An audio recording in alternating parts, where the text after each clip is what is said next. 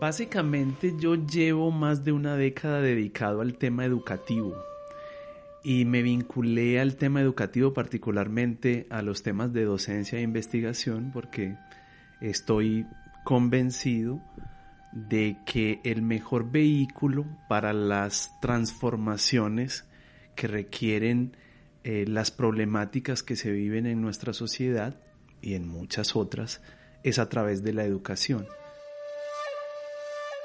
Es educándonos, formándonos, aprendiendo cómo adquirimos las herramientas no solamente para interactuar de manera más fluida con nuestro contexto, sino para transformarlo en uno mejor, modificando todas aquellas cuestiones que nos impiden un mayor y mejor crecimiento y desarrollo, no solo a nivel individual, personal, sino también y más importante aún, a nivel social.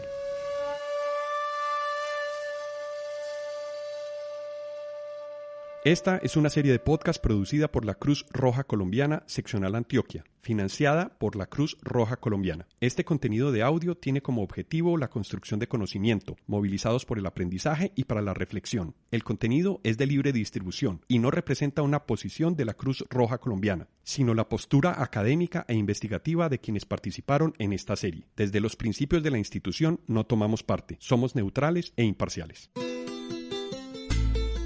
Cruz Roja Colombiana Seccional Antioquia presenta la serie de podcast Caminos hacia la construcción de paz, memorias, verdad y no repetición.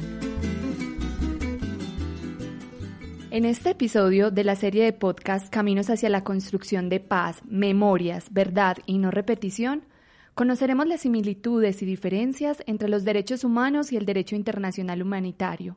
Entenderemos desde la experiencia de nuestro invitado cómo se implementa este sistema jurídico en la regulación de los conflictos armados y otras situaciones de violencia.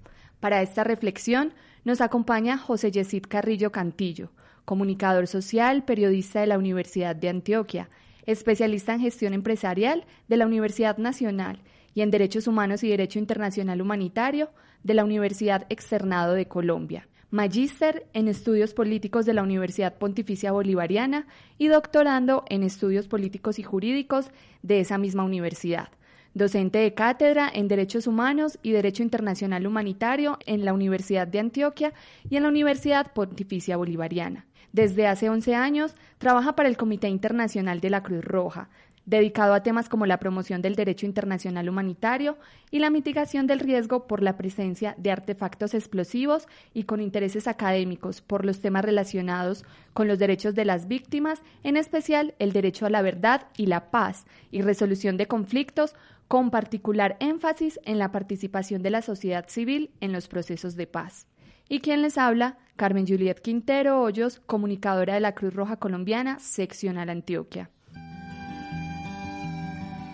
El conflicto armado, a la luz de los derechos humanos y del derecho internacional humanitario, es el tema que nos convoca hoy en la serie Caminos hacia la construcción de paz, memorias, verdad y no repetición. José Yesid, para iniciar, ¿nos podrías dar una breve definición sobre qué son los derechos humanos y qué es el derecho internacional humanitario?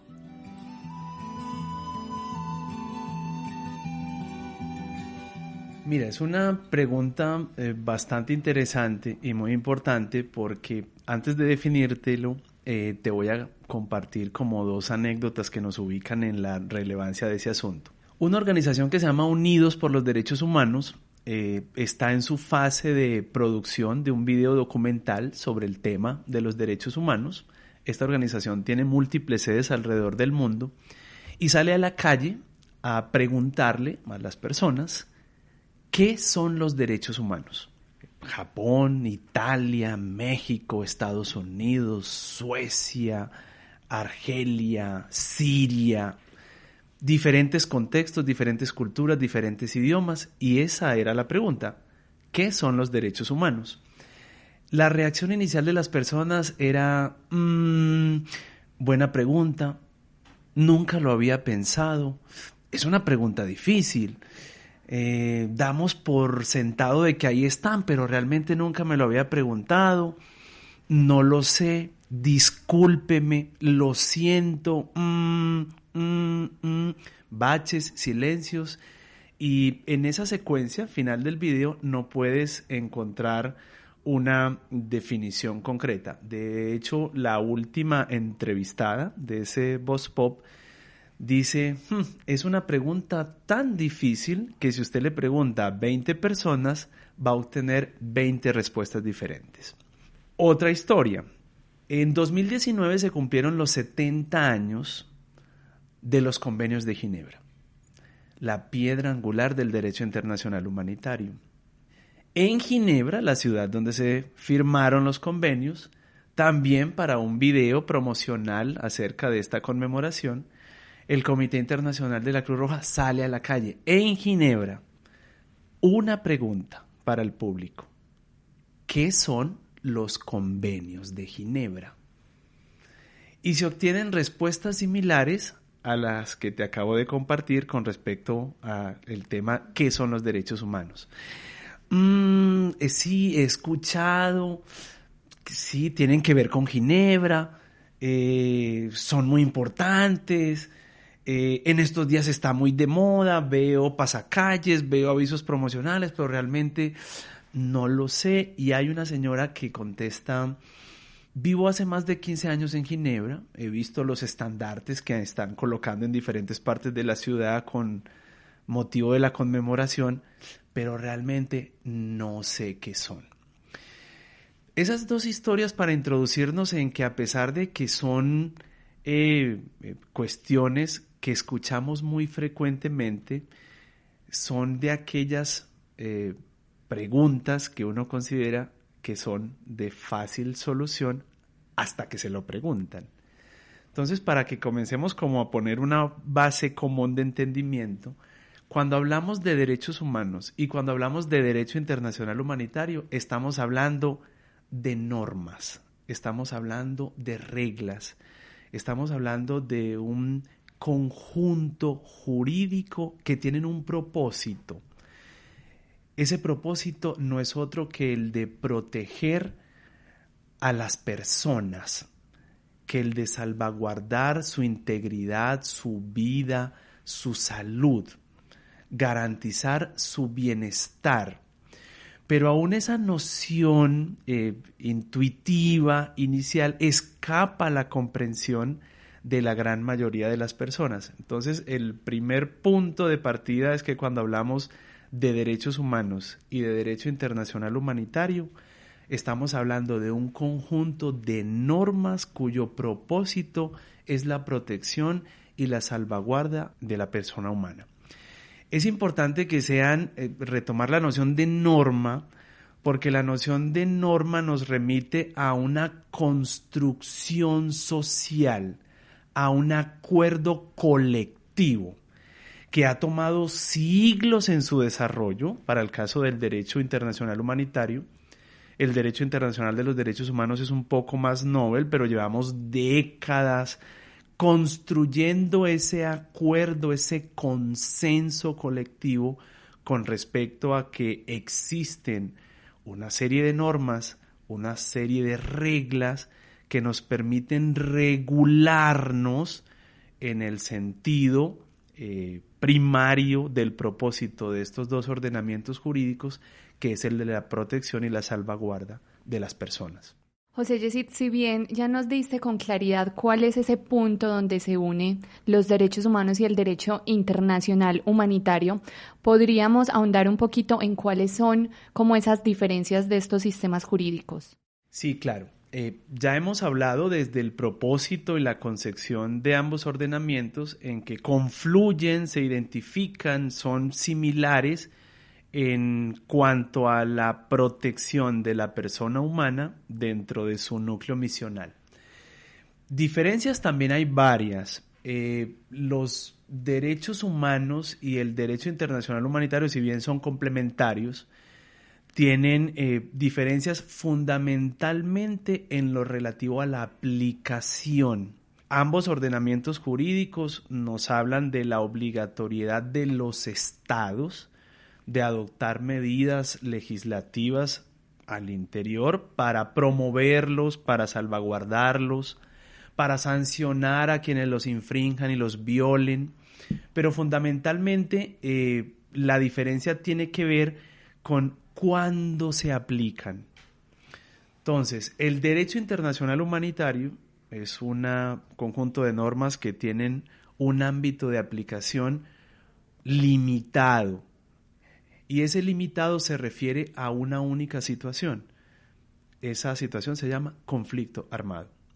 El derecho internacional de los derechos humanos tienen un marco más amplio.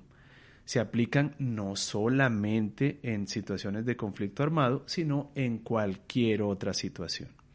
Entonces, ¿en un conflicto armado pierden su vigencia los derechos humanos? No, se relativizan porque prima la ley especialista de esta situación, que es el derecho internacional humanitario.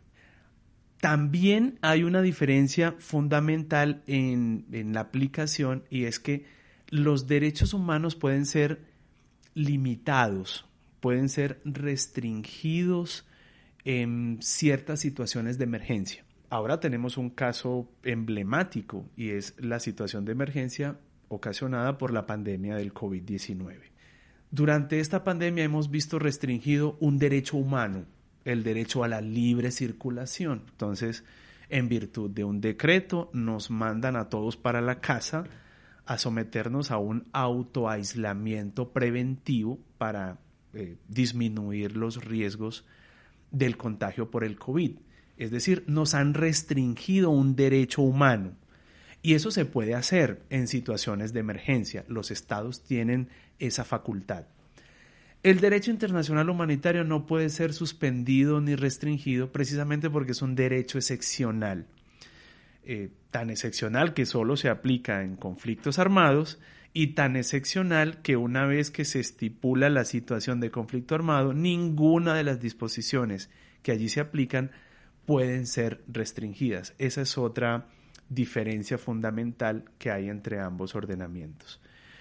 Y añadiría otra, y es que desde el ámbito de los derechos humanos contamos con tratados, con convenios y con sistemas jurisdiccionales regionales. Entonces, para el caso de América, tenemos la Convención Americana de los Derechos Humanos, tenemos la Corte Interamericana de los Derechos Humanos y la Comisión Interamericana de Derechos Humanos. Órganos análogos tienen los europeos, la Corte Europea de Derechos Humanos en Estrasburgo. Ellos también tienen su propia comisión, su propia Convención de Derechos Humanos. Entonces, hemos regionalizado en cuanto a mecanismos jurisdiccionales y a convenciones particulares el derecho internacional de los derechos humanos. Con el DIH no existe eso. Hay una mayor integralidad desde la jurisdicción universal de aplicación del derecho internacional humanitario. José Yesid, en cuanto a la aplicabilidad del derecho internacional humanitario, ¿hay alguna diferencia cuando es un conflicto armado no internacional, interno, o un conflicto armado internacional? Sí, es básicamente desde el ámbito convencional. Dijimos en principio que tanto los derechos humanos como el DIH son conjuntos de normas, conjuntos de reglas. Para el caso del derecho internacional humanitario, estas reglas están contenidas convencionalmente en unos tratados.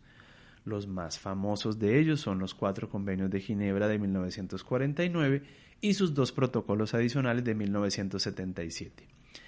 Estos convenios y estos protocolos tienen 2 ámbitos de aplicación distintos: el conflicto armado internacional y el conflicto armado no internacional. Para el conflicto armado internacional tenemos que tienen aplicabilidad los 4 convenios de Ginebra de 1949 y el protocolo adicional 1 de 1977. Y para el caso de los conflictos armados no internacionales tienen aplicabilidad el artículo 3º común de los 4 convenios de Ginebra del 49 y el protocolo adicional 2 de 1977. José Yesid, también acá confluye una pregunta, y es: ¿cuándo un Estado se declara en conflicto armado? ¿O cómo es ese proceso para decir si hay aplicabilidad del derecho internacional humanitario en este país? Tener conflicto armado no es una situación deseable por ningún estado. Los estados normalmente no quisieran tener conflicto armado. Es una situación anómala, es una situación trágica, es una situación costosa en términos económicos, en términos de vidas humanas, de afectación de la normalidad de las personas, y es como tener una enfermedad indeseable. Entonces, así como cuando uno tiene una enfermedad que es estigmatizada por la sociedad y que uno normalmente no quisiera como exponerse mucho y muchísimo menos reconocerlo abiertamente, nadie va por la calle diciendo yo tengo X enfermedad de esas que te estigmatizan. Los estados tampoco van por la comunidad internacional en sus diferentes foros diciendo yo tengo un conflicto armado, yo tengo un conflicto armado. No ocurre en la práctica. Entonces, básicamente, la existencia de esta situación está determinada por la determinación de dos criterios, de dos factores objetivos, llama la jurisprudencia al respecto. ¿Cuáles son? Primero, la intensidad de las hostilidades. Las hostilidades han alcanzado un nivel tal que han dejado de ser ya simples tensiones internas, simples disturbios. Se requiere ya de un mayor involucramiento de fuerzas armadas para su control. Han alcanzado cierta duración en el tiempo, unas afectaciones humanitarias en cuanto a víctimas, heridos, desaparecidos, desplazados, importantes. Entonces, primer criterio objetivo, la intensidad de las hostilidades. Aquí no estamos hablando de actos aislados o esporádicos de violencia, sino de hostilidades que tienen ese criterio. Y el otro factor objetivo es la organización de las partes que producen esa hostilidad que es intensa desde el derecho. Entonces, la organización se refiere a las estructuras de jerarquía, de comando y control de quienes están participando en las hostilidades contra otra u otras partes involucradas en esa situación. Entonces, básicamente, tenemos una ecuación: intensidad en las hostilidades más organización de las partes involucradas, eso es igual a conflicto armado. Eso se determina jurídicamente y es importante que se haga así porque le resta la manipulación política a la que puede estar supeditado el concepto cuando simplemente lo dejamos al libre albedrío de los estados de reconocer que tienen o no un conflicto armado. Entonces es más un asunto jurídico que un asunto político, por lo que te decía al principio. Normalmente los estados van a tener la tendencia natural a negar que tienen esa situación en su territorio.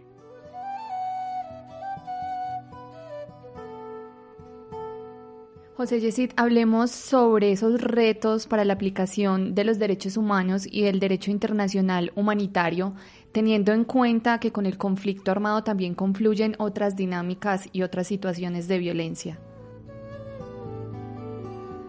Y Colombia es el caso emblemático, porque tenemos no solamente un conflicto armado de varias décadas, más de 6, sino que confluyen con el conflicto armado otras situaciones de violencia, y en el pasado reciente hemos tenido un claro ejemplo de ellas en varias ciudades del país, donde se vieron todos estos disturbios y todas estas tensiones que llevaron incluso a la destrucción de algunas instalaciones de la Policía Nacional, la muerte de múltiples manifestantes, decenas, casi un centenar de heridos oficialmente reportados.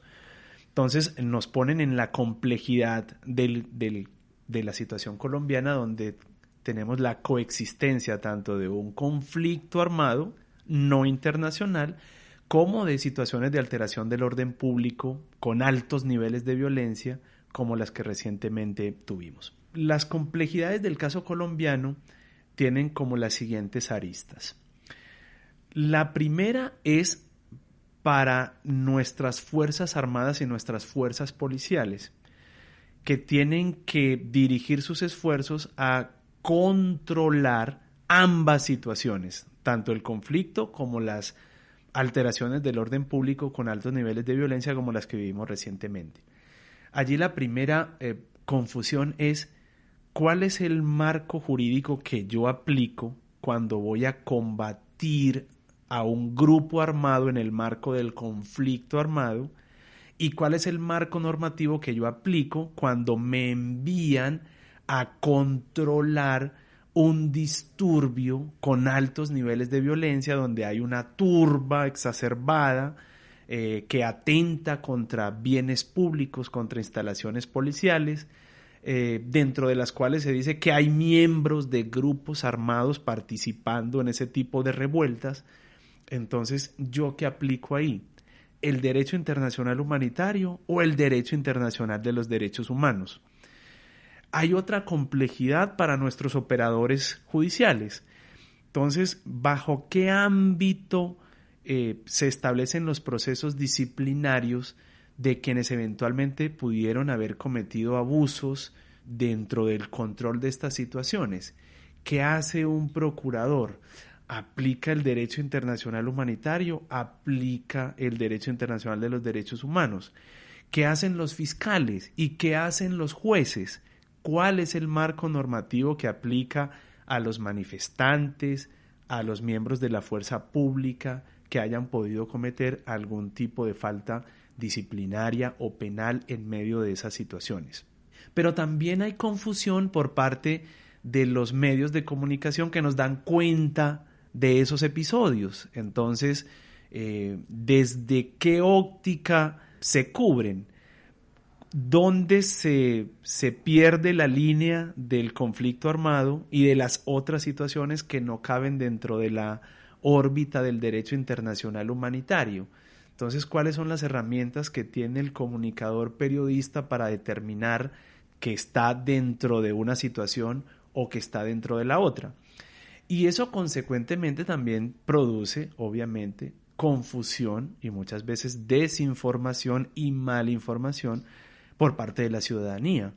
Entonces, cuando se sale a decir que dentro de los manifestantes, por ejemplo, había miembros de un grupo armado, entonces tendemos a creer que la presencia de esos miembros habilita a la fuerza pública en su control para aplicar las normas del derecho internacional humanitario, y no es cierto. Sigue siendo aplicable las normas del uso de la fuerza del derecho internacional de los derechos humanos. Entonces terminamos todos confundidos. Maquiavelo diría: confunde y reinarás, y lo que se necesita es como sustraer del espectro de los expertos las connotaciones y las implicaciones desde la aplicabilidad de los derechos humanos y el derecho internacional humanitario, para aterrizarlo a un lenguaje más común y más accesible, no solo al miembro de la policía o al miembro de nuestras Fuerzas Armadas o a nuestros comunicadores periodistas, sino también al de la sociedad en su conjunto, de tal manera que podamos entender con mayor claridad las implicaciones de una u otra situación. Porque lo otro es que el tema de la existencia o no del conflicto en nuestro país ha tenido una controversia durante los últimos años, en los que alternadamente los gobiernos de turno han dicho, los unos que no teníamos el conflicto y los otros que sí lo teníamos. Entonces nos han puesto también en la confusión como sociedad si efectivamente tenemos una situación de conflicto armado, si lo que tenemos son actos, aunque continuos, pero que caen es dentro de la denominación de la amenaza terrorista. Entonces eso también ha atentado contra que tengamos una claridad meridiana con respecto no solamente a los dos ordenamientos jurídicos en sí, sino a las complejidades que enfrentamos en nuestro país, dada la coexistencia de ambos fenómenos de violencia en nuestro territorio. Además que ahora tenemos una complejidad adicional y es que estas situaciones se han urbanizado. Antes, cuando hablábamos del conflicto armado, era una cosa que pasaba por allá en el campo, en la ruralidad, a 4 horas de camino del casco urbano más cercano, pero ahora tenemos actos propios del conflicto dentro de las ciudades y no de las ciudades pequeñas. O sea, tenemos ataques a instalaciones policiales y militares en la capital de nuestra república, tenemos ataques entre partes en conflicto en cascos urbanos en el suroccidente del país, es el caso más emblemático, pero eso ya se ha ido de la ruralidad a los centros poblados y densamente poblados y añade una complejidad adicional a estas que hemos venido señalando. José Jessy, desde tu experiencia, ¿cuál es la visión que tienen las personas sobre los derechos humanos y el derecho internacional humanitario, teniendo en cuenta contexto colombiano? Básicamente hay como 2 visiones, 2 percepciones. Una bastante generalizada y otra con más pocos adeptos. La más generalizada es como la visión pesimista sobre estos 2 ordenamientos jurídicos. ¿Cuál es la percepción común que tienen las personas sobre los derechos humanos y sobre el derecho internacional humanitario en nuestro país? Se sintetiza en afirmaciones como las siguientes. El derecho internacional humanitario siempre se le viola.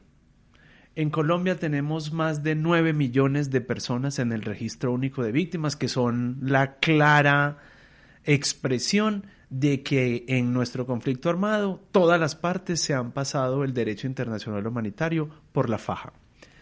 El derecho internacional humanitario ya no tiene aplicabilidad en los conflictos contemporáneos porque los convenios de Ginebra son muy viejos, tienen 70 años y fueron hechos para un tipo de conflicto que ya no experimentamos en la actualidad.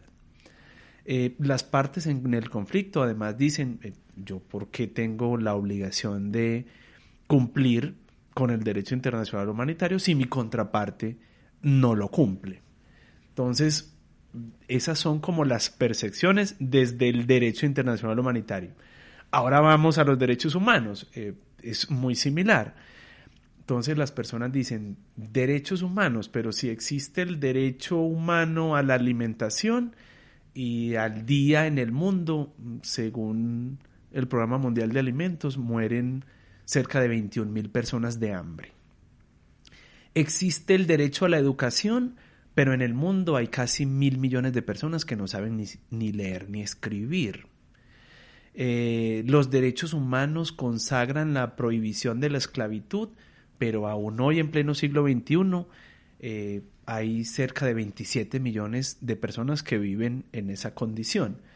Un poco más del doble de los esclavos que teníamos en 1800 cuando comenzamos a abolir la esclavitud.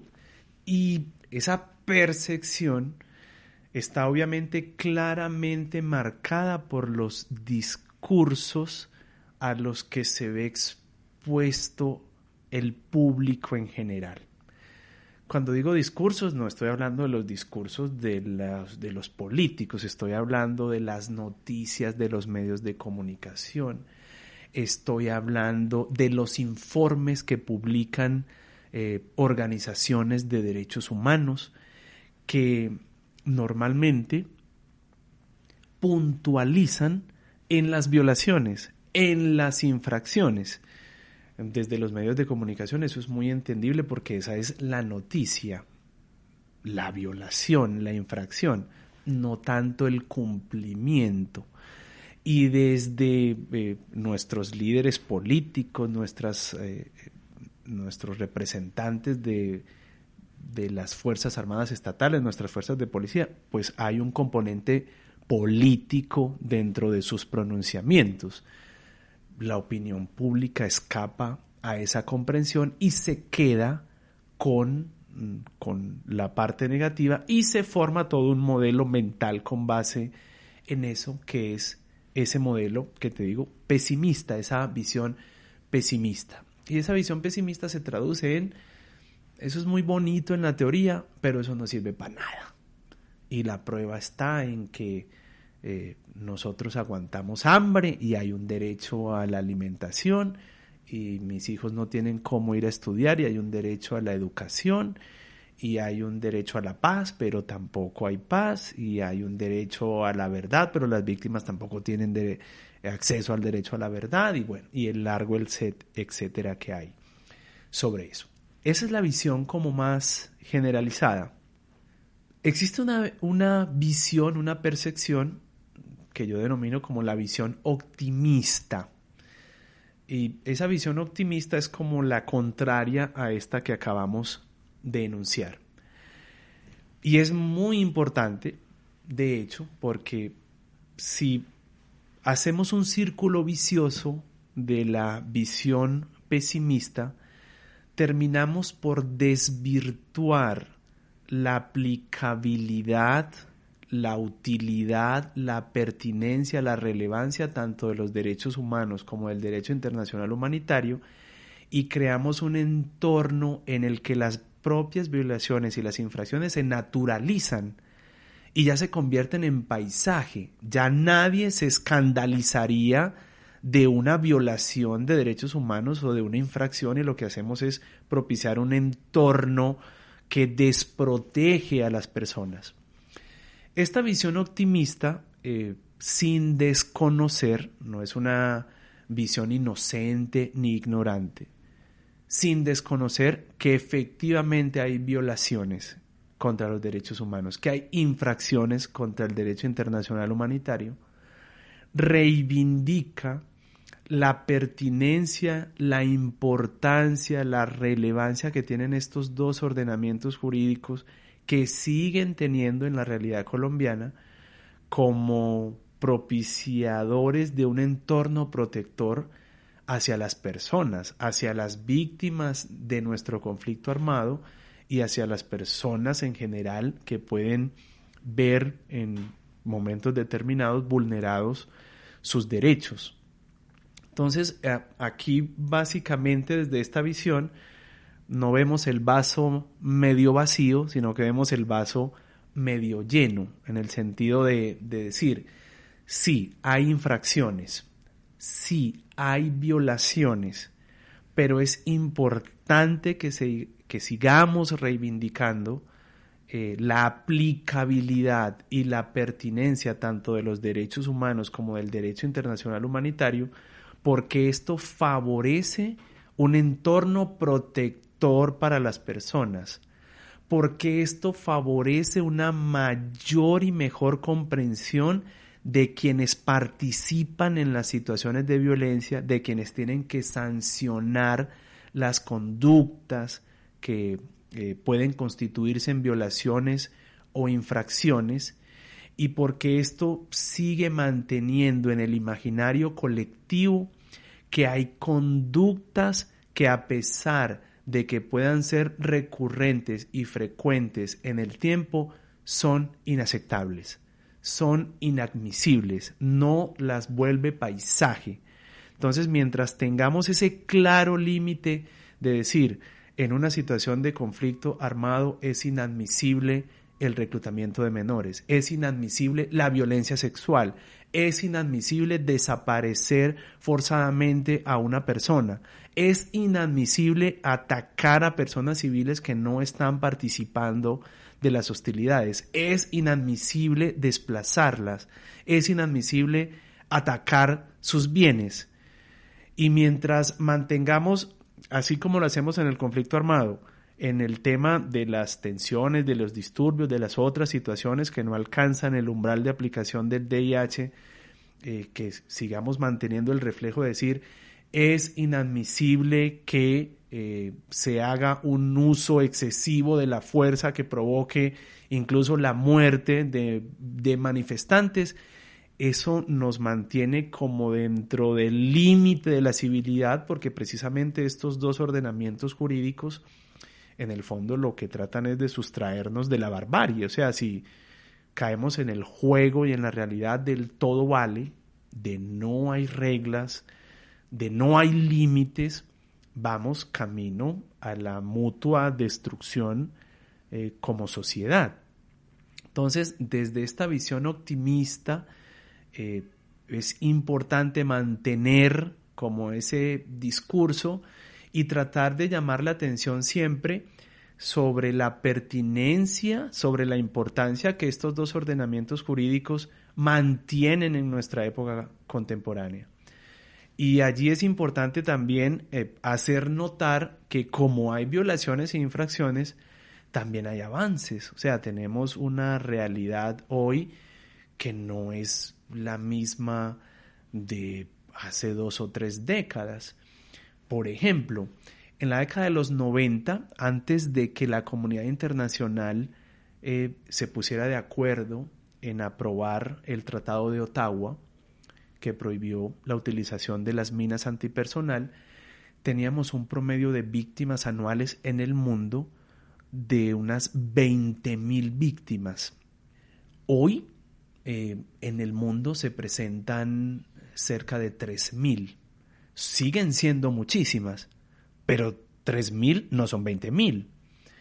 En Colombia pasamos de tener picos de unas 2,500 víctimas al año por estos artefactos explosivos. La realidad contemporánea nos demuestra que hay cerca de 300. El año pasado hubo 288.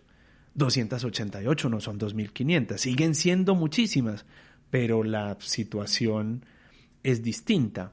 Tenemos situaciones que el derecho internacional humanitario facilita, como el tema de el acceso a las ayudas humanitarias que mitigan la afectación por el conflicto, y la Cruz Roja, el 6R pueden llegar a las comunidades y brindarles asistencia porque las partes, en cumplimiento de las normas del DIH, facilitan nuestro desplazamiento para llegar hasta ellas. Ahora en nuestro sistema educativo existe la obligatoriedad de la inclusión de una cátedra para la paz que aborda temas de derechos humanos, de derecho internacional humanitario. Los cursos de derechos humanos y de derecho internacional humanitario son cada vez más obligatorios en las facultades de derecho, de comunicación, de medicina, y eso no se veía antes. O sea, hemos dado pasos importantes que muchas veces se soslayan por la visión pesimista, pero que nos ubican en una realidad hoy distinta a la que teníamos hace varios años y décadas. ¿Hay mucho por hacer? Sí, pero también es importante mantener como esta visión, este reflejo, reivindicarla, porque es lo que nos permite como mantener ese entorno protector y mantener la vigencia en las discusiones, en los análisis y las reflexiones sobre la importancia de estos dos ordenamientos jurídicos de los que hemos venido hablando. José Yesid, si bien el tema de los derechos humanos y el derecho internacional humanitario plantea unos retos tanto para el gobierno, las autoridades, también plantea un reto muy grande para la sociedad civil. Quizás desde el Comité Internacional de la Cruz Roja, algunos llamados a la acción para esa población civil, frente al tema del conflicto, frente al tema de la desaparición, frente al tema de incluso la crisis carcelaria. Nuestro principal llamado es que no están solos. Las víctimas, las personas que sufren los rigores de las situaciones de violencia y particularmente de los conflictos armados, tienen una sensación de brazos caídos, de todo está perdido, de ya no hay nada por hacer, donde nadie me ayuda, se pierde la esperanza, se pierde la visión del futuro, se pierde el optimismo. Básicamente nuestro mensaje es, por muy difícil que hayan sido las situaciones, hay esperanza. Y no lo decimos como mera retórica, lo decimos porque la experiencia centenaria de acción en el ámbito de los conflictos armados nos ha demostrado de que tarde o temprano terminan. Así como no hay mal que dure 100 años ni cuerpo que lo resista, no hay un conflicto armado perpetuo. Hay avances en cuanto al cumplimiento de sus reivindicaciones. Hay una realidad y es que difícilmente van a ser retrotraídas a la situación que tenían antes de enfrentar su victimización y de enfrentar el conflicto. Pero las propias comunidades son una muestra elocuente de esa capacidad de resiliencia, de sobreponerse a esas realidades. Y el mundo humanitario nos brinda la posibilidad de llevar ese mensaje esperanzador, de hacerles caer en la cuenta a las personas de esa capacidad innata de resiliencia que tienen. Colombia no es un caso excepcional. Lo que ha pasado aquí también ha pasado en muchas latitudes en el mundo de manera desafortunada, y así como ha sido superado en otras instancias, también nosotros vamos a tener tarde que temprano esa superación y vamos a tener una mayor profundización del cumplimiento de las expectativas y los derechos de quienes han sido desafortunada y tristemente afectados por esta realidad que hemos tenido durante décadas.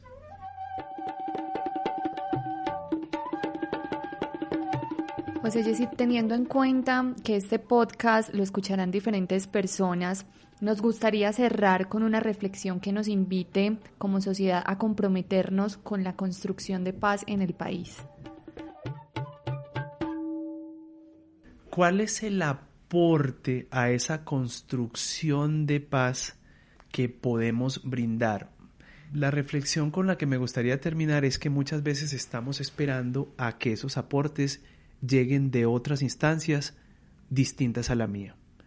Estamos esperando a que lleguen del gobierno, a que lleguen de las autoridades, a que lleguen de quienes ejercen algún tipo de liderazgo en nuestra sociedad, pero no nos preguntamos qué puedo hacer yo a título individual, personal, cuál puede ser mi modesto, apoyo, mi modesto aporte, mi granito de arena a.